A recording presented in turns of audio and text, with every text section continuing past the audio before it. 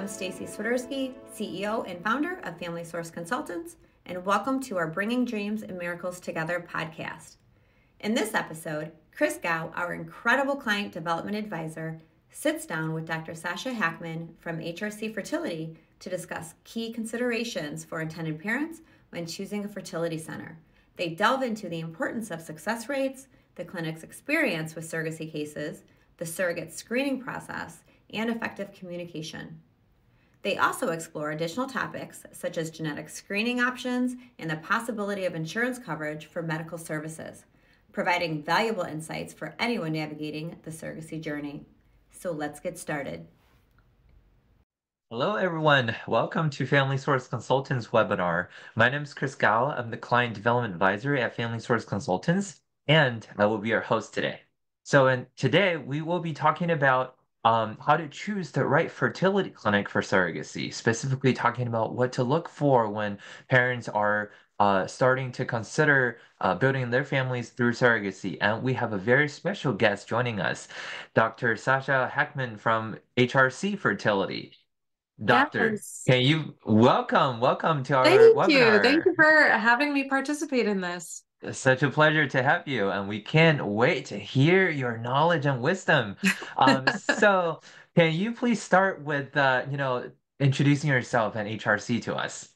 Sure, yes. So my name is Sasha Hakman. I'm a double board certified OBGYN and reproductive specialist. I'm at HRC Fertility, which is a Southern California-based company. We have multiple locations. I'm based out of our Beverly Hills location. So, right kind of in the heart of LA, though we do have multiple locations in LA. And I've been here after sort of moving around, and most of my training was in Michigan and in Georgia. And Wow. I really thought that I would settle in Michigan to practice there. And while that's where my journey for practicing fertility medicine began, it certainly is ending here in LA as we absolutely love it here. Right? Yeah. Who can't complain about the beautiful weather all year round? Absolutely. Yeah. And you really get to feel like you have easy access to a lot of nature, which is a great perk of living here. I know, right? Yeah, I myself live in Boston, so I'm so jealous that you don't have the harsh winter. Yes, it is a luxury, that's for sure. And I'm Mhm. Canadian, so I know firsthand. Oh well. Thank you again for joining us today. We understand that surrogacy is a long and complicated process, and it's overwhelming for a lot of people who are just starting to look into it because there's so much information on the internet, and it's hard for intended parents to really figure out what information applies to them, what does not. So today we really want to help the intended parents navigate how to find the right fertility clinic for them because there are so many fertility clinics out there. What are the things they should look for to find the best option for them?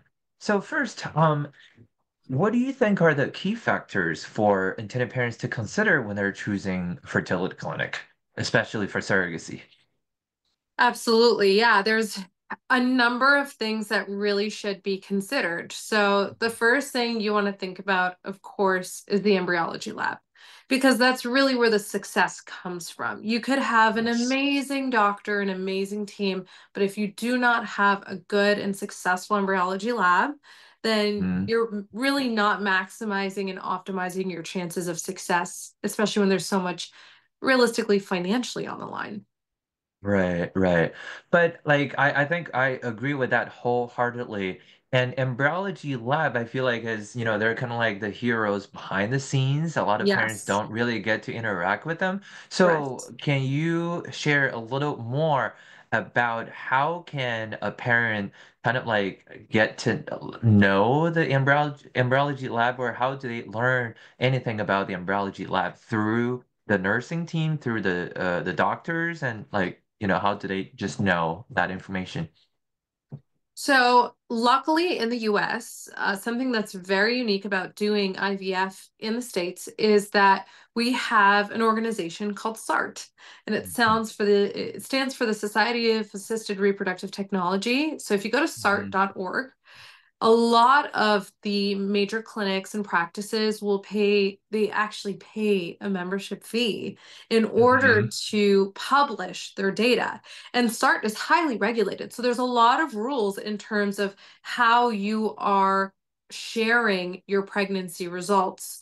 And it's divided based on age category for the female age, because we know that the number one predictor of reproductive success is female age. So the source of the egg, essentially. Mm-hmm. Yep. Donor eggs do have their own category because they're generally speaking very young females with no history of infertility. So they do get their Mm-hmm. own category, but aside Mm-hmm. from that, it is divided by female age. It's also divided by singleton pregnancy versus multiple pregnancy, the success rate from the first embryo transfer. And so you see all of these categories that are laid out that can sort of help you discern what a lab success rate looks like based on your demographics as the patient. And Mm-hmm. SART has a lot of rules in terms of how you input that information so that people Mm-hmm. aren't sort of falsifying their data to make them look better. And so people that don't necessarily follow all of SART's rules sometimes can sort of get pinged by them, and they'll actually send someone over to the lab to oversee Mm-hmm. exactly how they're doing things. And it could sometimes be unintentional from the clinic standpoint. So it's not necessarily that they're trying to make themselves look better. Sometimes they'll even sort of input their data in a way that makes them look worse, and SART will come in and say, hey, here's what you have to do to sort of help yourself out. So I there are a see. lot of nuances to the data you read on SART. So although it is an amazing tool to have, there Mm-hmm. are still some nuances that can make a clinic look better or worse. And some of those Mm-hmm. things are how we control the numerator versus the denominator. So if I have a Mm-hmm. patient that's coming to me to bank embryos for the future and they don't want to do an embryo transfer, but I mark that cycle as an IVF cycle, it makes me look Mm-hmm. bad because Right. I just made the embryos, I didn't do an embryo transfer. Transfer. That's right. And so it looks like a failed transfer cycle and will bring down my pregnancy rates. So I have to report to SART that this is an embryo banking cycle for fertility preservation, as an example of things that Mm-hmm. can affect your pregnancy rates. Right, absolutely. Wow, thank you so much for sharing those details. And, success rates is definitely one of the big topics that a lot of parents ask about, and definitely one of the things I, wanted to talk about today. And we went right into it. And thanks again. Yeah. That I think that's very helpful. So, just to recap, for parents who are looking into surrogacy, when they go to sart.org, they should try to find a success rate specifically related to egg donation if they also need an egg donor, as well as surrogacy cases for the clinics they're interested in. Is that correct? Yeah, I mean, for surrogates, it's not necessarily always documented that way, and so Mhm. it does help to look at donor eggs. But usually, if you just look at your age category, so if you're using your own eggs, for Right. instance, that's what you really want to look Hmm. at, Okay. and just sort of see the overall data. Now, keep in mind that the data is a few years behind, so it's Mm-hmm. and looking at preliminary data doesn't necessarily reflect what the final data is going to be for a given year, because we're updating it on an annual basis. But there's a lot that Hmm. goes on behind the scenes before it actually gets published. So it's always Hmm. years behind. And so Yeah. what I will say about interpreting the SART data is that you want to sort of make sure that the clinic you're going to is falling somewhere in the average. So let's Hmm. just say if I am 37 years old and I'm looking Hmm. at the 37, 38-year-old category, I Hmm. want to see that the clinic that I'm going to go to falls somewhere close to other clinics in that particular geographical area, because geography Yes. does matter, because we're talking about different Absolutely. patient populations. And Mm-hmm. so there are variations depending on where you go. So if I look at a clinic in LA and HRC, for instance, has similar pregnancy rates to other big clinics in LA, then that tends to probably be somewhere roughly around the same thing. So if Mm-hmm. another clinic has 1 or 2% or even 5% higher, it doesn't necessarily Mm-hmm. translate into a better lab or into better success rates.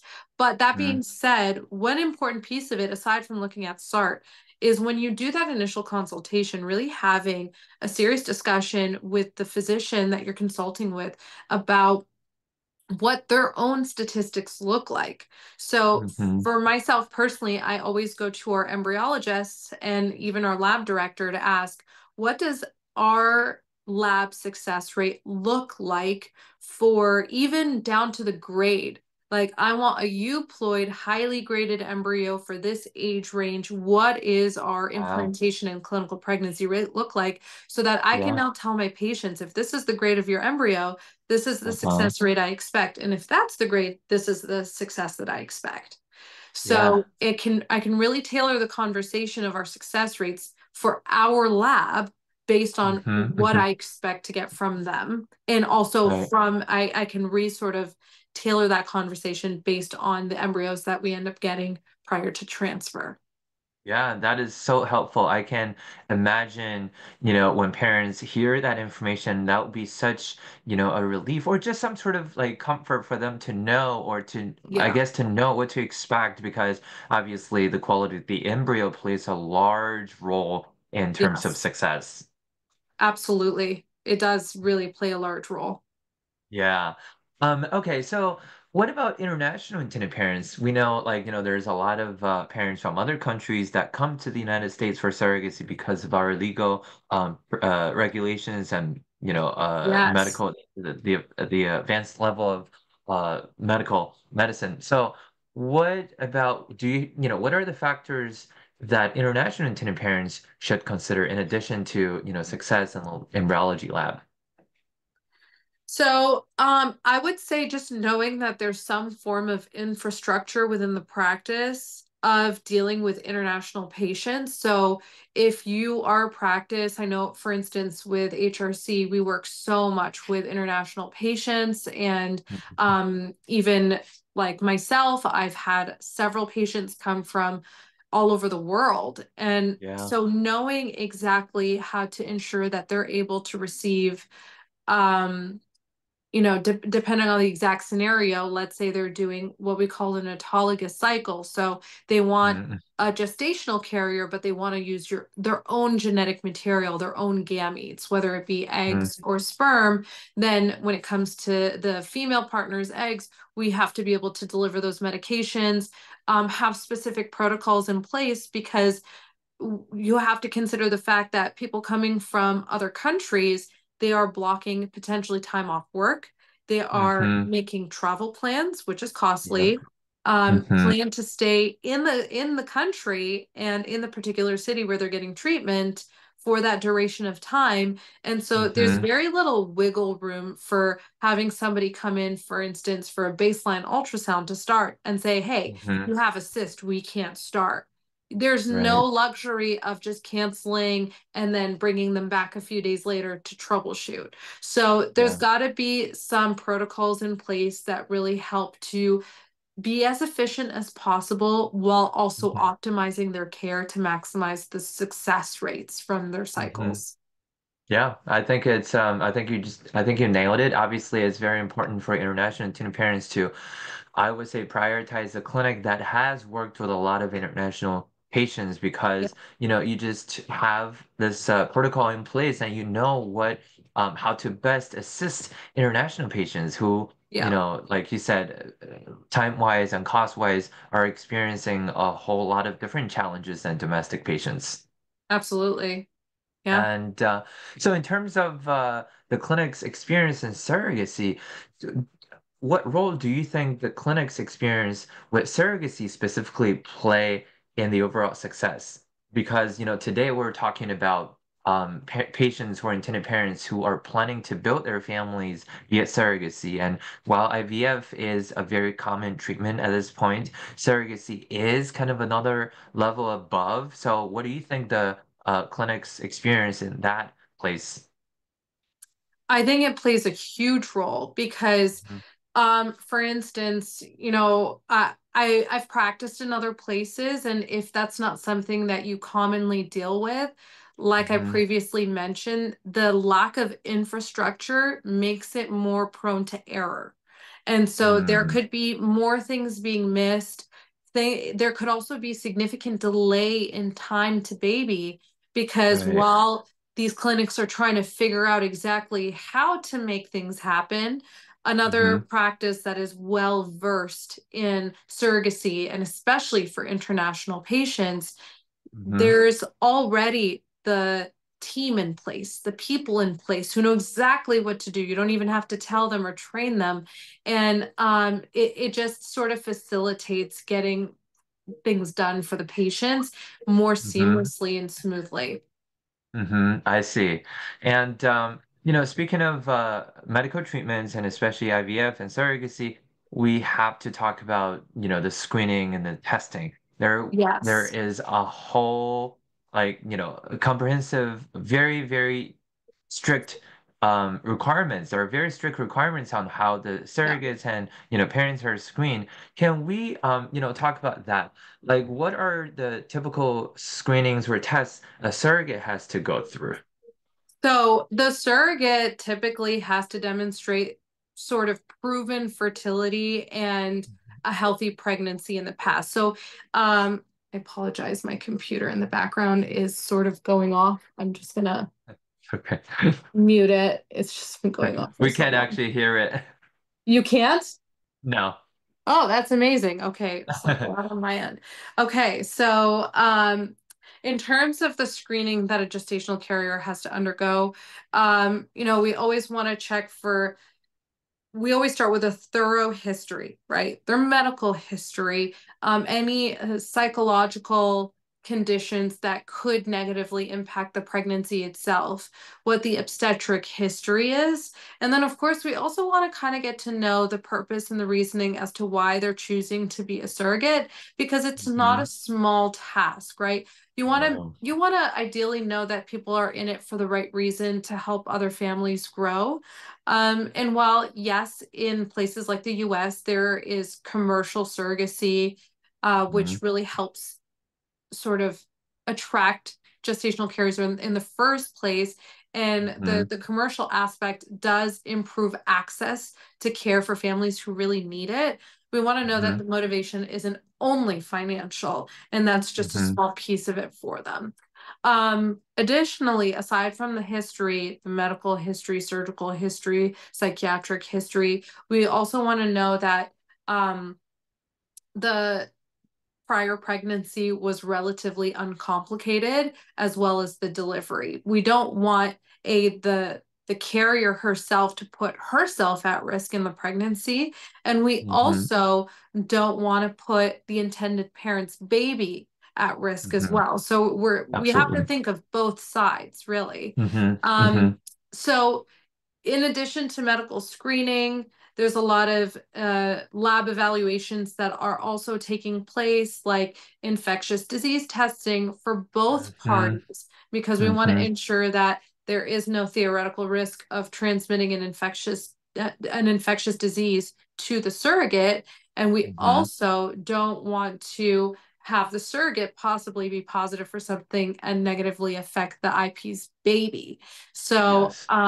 and outside of the health aspect of things and making sure that uterus looks good, that overall pelvic anatomy is pretty well intact, we typically will have, and this is where the agencies are incredibly helpful at really coordinating and ensuring that there is a good contractual agreement between the GC and the intended parents, because there's a Hmm. lot of not only medical considerations, but ethical considerations as well. We're dealing with somebody else's baby.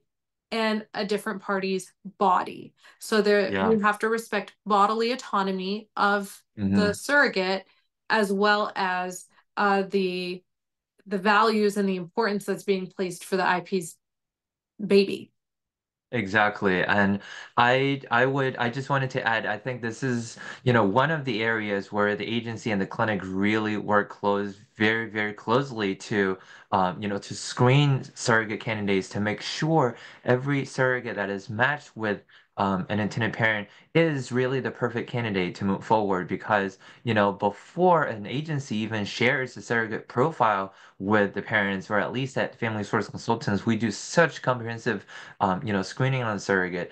We'll complete her background check. Not only the surrogate, but also anyone that's over the age of 18 in her household will complete the background check and psychological evaluation, and also making sure she lives in a stable, Yes, environment. She can't just be like, hopping from apartment to apartment or crashing at a friend's place because it's very, very important for her to have that stable environment, to have the absolutely. support from her, family and friends because we don't want her to experience any unexpected stress during the pregnancy, right? And there's a lot more we look into the surrogate's insurance status and and obviously we'll collect the surrogate's medical records and all these things are done before parent even sees a potential surrogate's profile. And again, like you mentioned, once the parent expressed interest in working with the surrogate, the clinic will complete even more strict and medical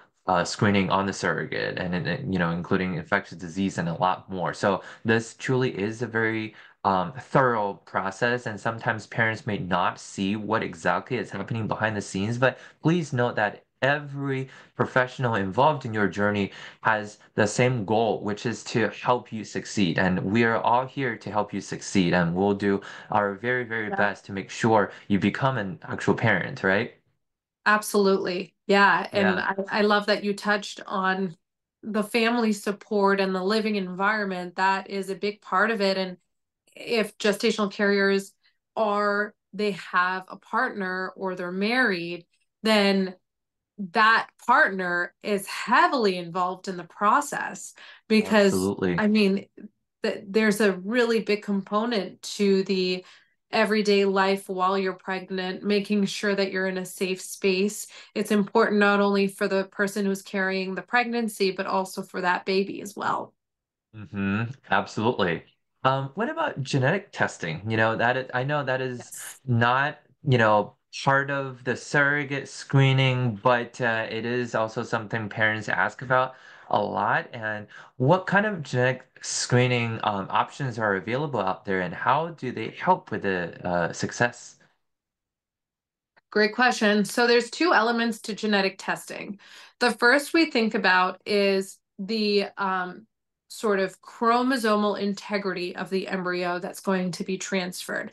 So whenever anyone does an IVF cycle, there's the option to do something called PGTA, and that Mm-hmm. stands for pre-implantation genetic testing. The A stands for aneuploidy, which means chromosomal abnormality. So when you go to Mm-hmm. create embryos, however which way you do it, whether it's with, let's just say, with a heterosexual couple, we're using the female partner's eggs and the male partner's sperm.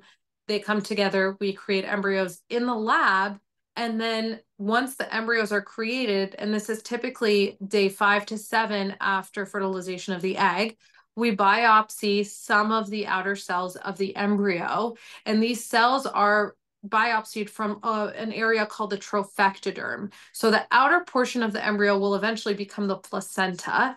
And we're getting about on average 5 to 8 cells. So just a tiny little portion that will Mm-hmm. hopefully reflect the chromosomes of that embryo. So it tells us, is there the full copy of chromosomes or is there a chromosomal abnormality?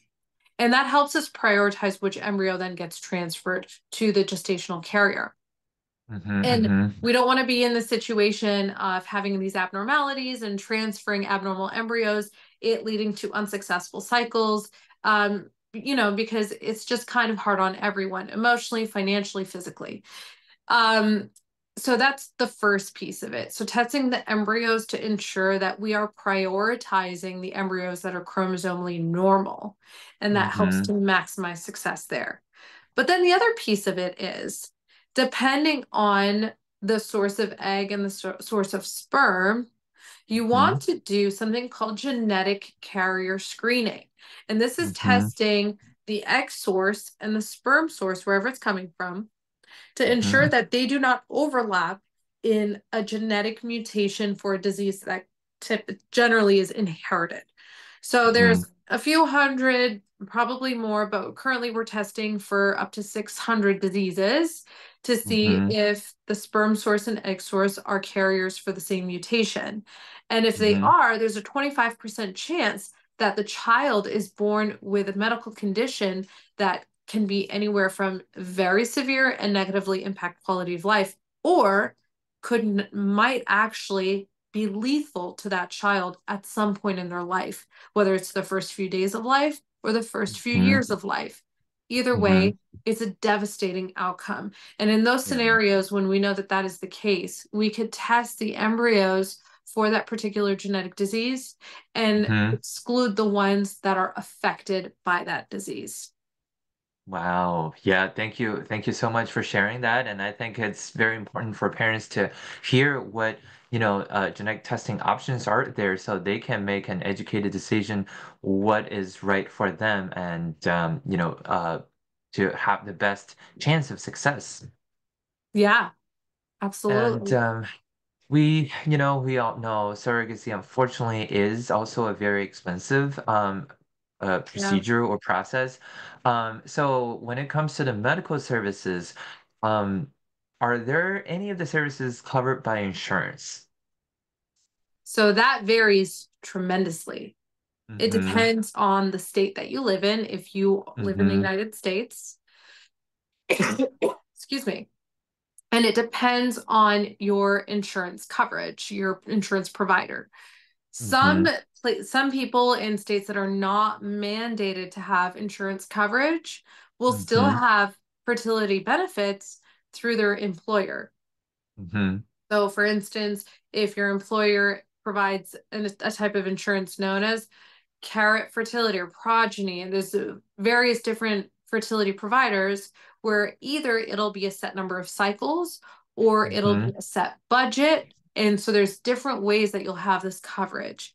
The Right. large majority of people, unfortunately, do not have any insurance coverage unless they live in a particular state. And some states mandate some coverage, but not complete coverage. So it is extremely variable depending on where you Mm-hmm. live and depending on what your insurance provider is and depending on who your employer is.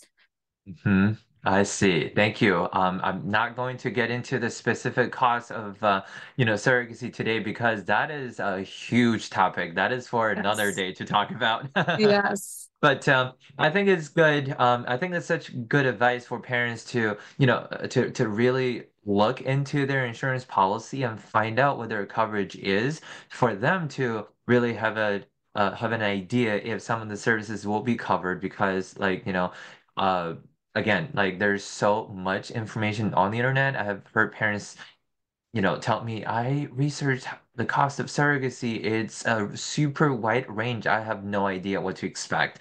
The truth is it varies from case to case, and your Yes. insurance may have some sort of coverage, and depends on what state you live in, and also how many attempts Yep. you try to before achieving success. And there are so many factors, and unfortunately, that is really a huge topic that we can't uncover completely today.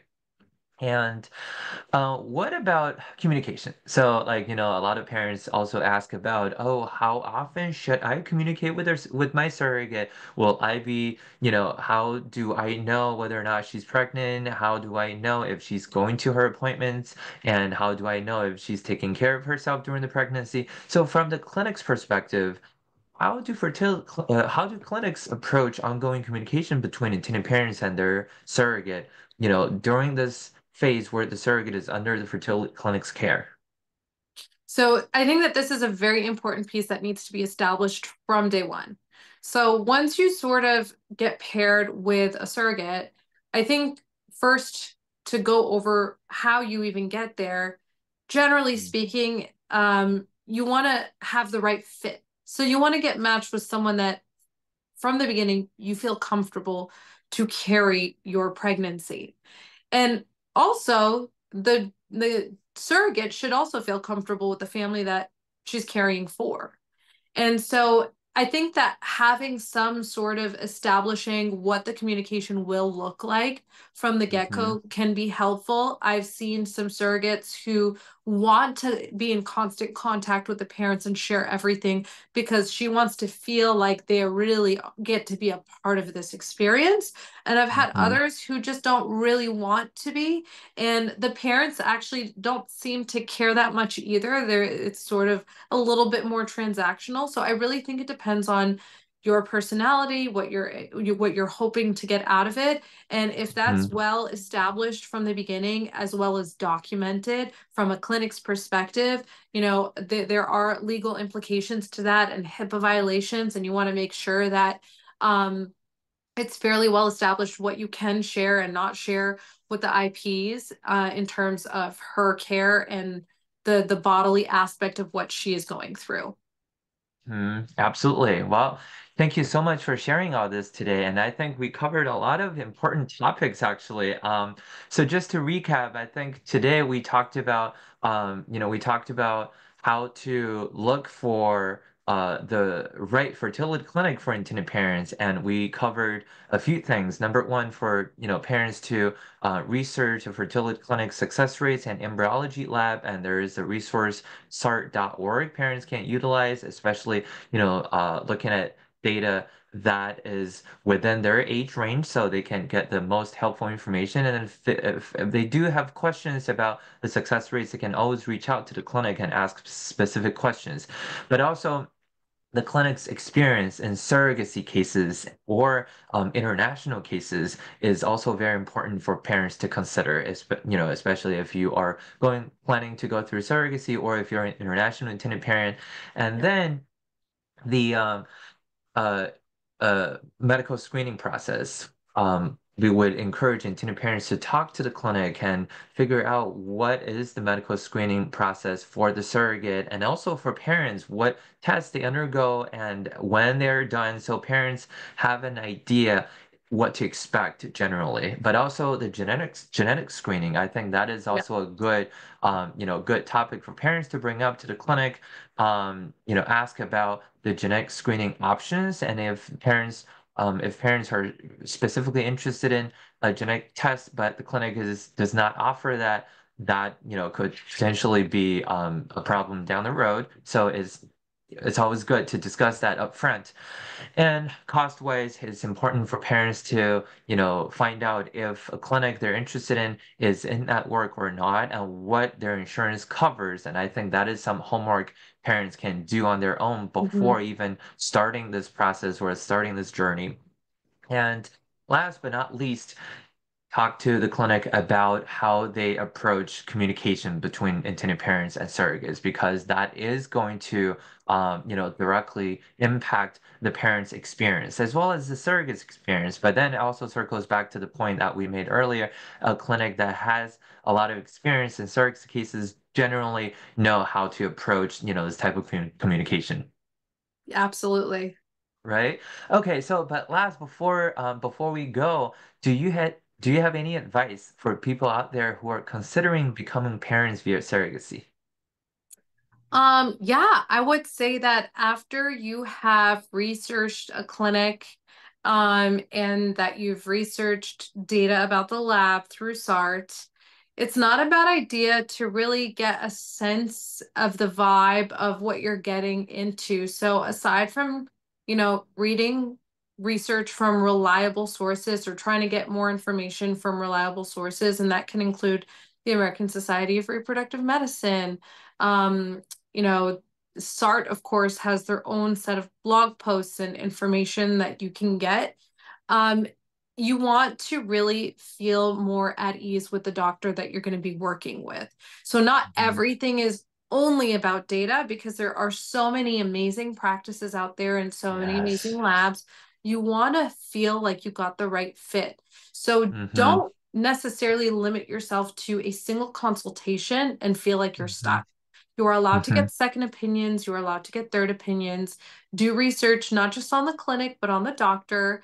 If they have some form of a social media platform, you might feel like you're sort of getting to know them there. And it's just it's an important piece to feel like you have a team that's by your side because it's very overwhelming. So Mm-hmm. you just want to feel like there's someone really in your corner who's going to help support you along the way, and you don't have to navigate this all by yourself as the IPs, as well as an incredible agency as well, because the agency is really half of the work who will really help you to get there.